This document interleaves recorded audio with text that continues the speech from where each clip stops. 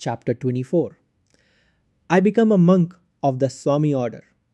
Master, my father has been anxious for me to accept an executive position with the Bengal Nagpur Railway, but I have definitely refused it. I added hopefully, Sir, will you not make me a monk of the Swami order? I looked pleadingly at my guru during preceding years in order to test the depth of my determination. He had refused this same request. Today, however, he smiled graciously. Very well, tomorrow I will initiate you into Swamiship. He went on quietly. I am happy that you have persisted in your desire to be a monk. Lahari Mahasaya often said, if you don't invite God to be your summer guest, He won't come in the winter of your life. Dear Master, I could never falter in my goal to belong to the Swami order like your revered self. I smiled at him with measureless affection. He that is unmarried careth for the things that belong to the Lord, how he may please the Lord. But he that is married careth for the things of the world, how he may please his wife. I had analyzed the lives of many of my friends who, after undergoing certain spiritual discipline, had then married. Launched on the sea of worldly responsibilities, they had forgotten their resolutions. To meditate deeply, to allot God a secondary place in life was to me inconceivable. Though He is the sole owner of the cosmos, silently showering us with gifts from life to life, one thing yet remains which He does not own, and which each human heart is empowered to withhold or bestow man's love. The Creator, in taking infinite pains to shroud with mystery His presence in every atom of creation, could have had but one motive, a sensitive desire that men seek Him only through free will. With what velvet glove of every humility has He not covered the iron hand of omnipotence? The following day was one of the most memorable in my life. It was a sunny Thursday, I remember, in July 1914, a few weeks after my graduation from college. On the inner balcony of his Serampore hermitage, Master dipped a new piece of white silk into a dye of ochre, the traditional color of the Swami order. After the cloth had dried, my Guru draped it around me as a renunciate's robe. Someday you will go to the West, where silk is preferred, he said.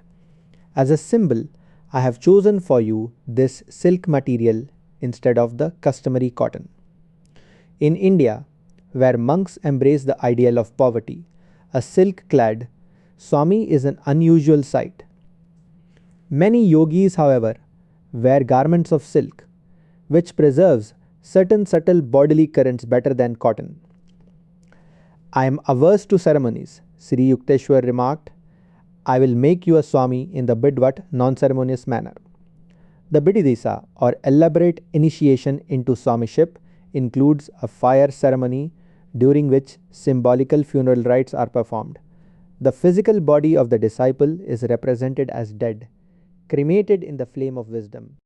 The newly made Swami is then given a chant such as, this Atma is Brahma, or thou art that, or I am, he Sri Yukteswar. However, with his love of simplicity, dispensed with all formal rites and merely asked me to select a new name.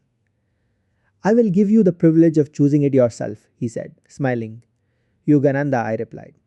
After a moment's thought, the name literally means bliss, Ananda, through divine union yoga. Be it so, forsaking your family name of Mukunda Lal Ghosh. Henceforth you shall be called Yogananda of the Giri branch of the Swami order. As I knelt before Sri Yukteswar and for the first time heard him pronounce my new name, my heart overflowed with gratitude. How lovingly and tirelessly had he labored that the boy Mukunda be someday transformed into the monk Yogananda. I joyfully sang a few verses from the long Sanskrit chant of Lord Shankara. Mind, nor intellect, nor ego, feeling sky, nor earth, nor metals am I am He, blessed Spirit, I am He. Beyond the flights of fancy, formless am I, permeating the limbs of all life. Bondage I do not fear, I am free, ever free, I am He, blessed Spirit, I am He. Every Swami belongs to the ancient monastic order, which was organized in its present form by Shankara. Because it is a formal order, with an unbroken line of saintly representatives serving, As active leaders, no man can give himself the title of Swami. He rightfully receives it only from another Swami. All monks, thus, trace their spiritual lineage to one common Guru, Lord Shankara, by vows of poverty, chastity, and obedience to the spiritual teacher. Many Catholic Christian monastic orders resemble the order of Swamis. In addition to his new name, usually ending in Ananda, the Swami takes a title which indicates his formal connection with one of the 10 subdivisions of the Swami order. These Dasanamis or 10 agnomens include the Giri mountain to which Sri Yukteswar and hence myself belong. Among the other branches are the Sagar, sea Farati, land, Aranya, forest, Puri tract, Tirtha, place of pilgrimage, and Saraswati, wisdom of nature.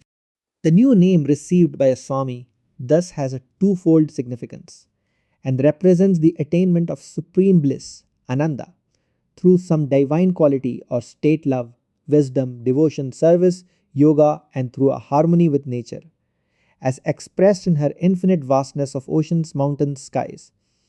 The ideal of selfless service to all mankind and of renunciation of personal ties and ambitions leads the majority of Swamis to engage actively in humanitarian and educational work in India or occasionally in foreign lands. Ignoring all prejudices of caste, creed, class, color, sex, or race, a Swami follows the precepts of human brotherhood. His goal is absolute unity with spirit. Imbuing his waking and sleeping consciousness with the thought, I am he roams contentedly in the world but not of it. Thus only may he justify his title of Swami, one who seeks to achieve union with the Sats Svai or self. It is needless to add that not all formally titled Swamis are equally successful in reaching their high goal. Sri Yukteswar was both a Swami and a Yogi. A Swami, formerly a monk, by virtue of his connection with the ancient order, is not always a Yogi. Anyone who practices a scientific technique of God contact is a yogi. He may be either married or unmarried, either a worldly man or one of formal religious ties. A Swami may conceivably follow only the path of dry reasoning, of cold renunciation, but a yogi engages himself in a definite step by step procedure by which the body and mind are disciplined and the soul liberated. Taking nothing for granted on emotional grounds or by faith, a yogi practices a thoroughly tested series of exercises which were first mapped out by the early rishis. Yoga has produced, in every age of India, men who became truly free, truly yogi Christs. Like any other science, yoga is applicable to people of every clime and time. The theory advanced by certain ignorant writers that yoga is unsuitable for Westerners is wholly false and has lamentably prevented many sincere students from seeking its manifold blessings. Yoga is a method for restraining the natural turbulence of thoughts, which otherwise impartially prevent all men of all lands from glimpsing their true nature of spirit. Yoga cannot know a barrier of east and west any more than does the healing and equitable light of the sun. So long as man possesses a mind with its restless thoughts, so long will there be a universal need for yoga or control. The ancient Rishi Patanjali defines yoga as control of the fluctuations of the mind stuff. His very short and masterly expositions, the Yoga Sutras, form one of the six systems of Hindu philosophy. In contradistinction to Western philosophies, all six Hindu systems embody not only theoretical but practical teachings. In addition to every conceivable ontological inquiry, the six systems formulate six definite disciplines aimed at the permanent removal of suffering and the attainment of timeless bliss. The common thread linking all six systems is the declaration that no true freedom for man is possible without knowledge of the ultimate reality. The later Upanishads uphold the Yoga Sutras among the six systems as containing the most efficacious methods for achieving direct perception of truth. Through the practical techniques of yoga, man leaves behind forever the barren realms of speculation and cognizes and experiences the veritable essence. The yoga system, as outlined by Patanjali, is known as the Eightfold Path. The first steps, one yama and two niyama, require observance of 10 negative and positive moralities, avoidance of injury to others. of untruthfulness, of stealing, of incontinence, of gift receiving, which brings obligations and purity of body and mind, contentment, self discipline, study, and devotion to God. The next steps are 3 asana, right posture. The spinal column must be held straight and the body firm in a comfortable position for meditation, 4 pranayama, control of prana, subtle life currents, and 5 pratyahara, withdrawal of the senses from external objects. The last steps are forms of yoga proper: 6 dharana, concentration, holding the mind to one thought, 7 dhaja, meditation, and 8 samadhi, superconscious perception. This is the eightfold path of yoga, which leads one to the final goal of kaivalya, absoluteness, a term which might be more comprehensively put as realization of the truth beyond all intellectual apprehension, which is greater. One may ask, a Swami or a yogi, if and when final oneness with God is achieved, the distinctions of the various paths disappear. The Bhagavad Gita, however, points out that the methods of yoga are all embracive. Its techniques are not meant only for certain types and temperaments, such as those few who incline toward the monastic life. Yoga requires no formal allegiance. Because the yogic science satisfies a universal need, it has a natural universal applicability. A true yogi may remain dutifully in the world. There he is, like butter on water, and not like the easily diluted milk of unchurned and undisciplined humanity. To fulfill one's earthly responsibilities is indeed the higher path, provided the yogi, maintaining a mental uninvolvement with egotistical desires, plays his part as a willing instrument of God. There are a number of great souls living in American or European or other non Hindu bodies today who, though they may never have heard the words yogi and swami, are yet true exemplars of those terms. Through their disinterested service to mankind, or through their mastery over passions and thoughts, or through their single hearted love of God, or through their great powers of concentration. They are, in a sense, yogis. They have set themselves the goal of yoga self control. These men could rise to even greater heights if they were taught the definite science of yoga, which makes possible a more conscious direction of one's mind and life. Yoga has been superficially misunderstood by certain Western writers, but its critics have never been its practitioners. Among many thoughtful tributes to yoga may be mentioned one by Dr. C.G. Jung, the famous Swiss psychologist. When a religious method recommends itself as scientific, it can be certain of its public in the West. Yoga fulfills this expectation.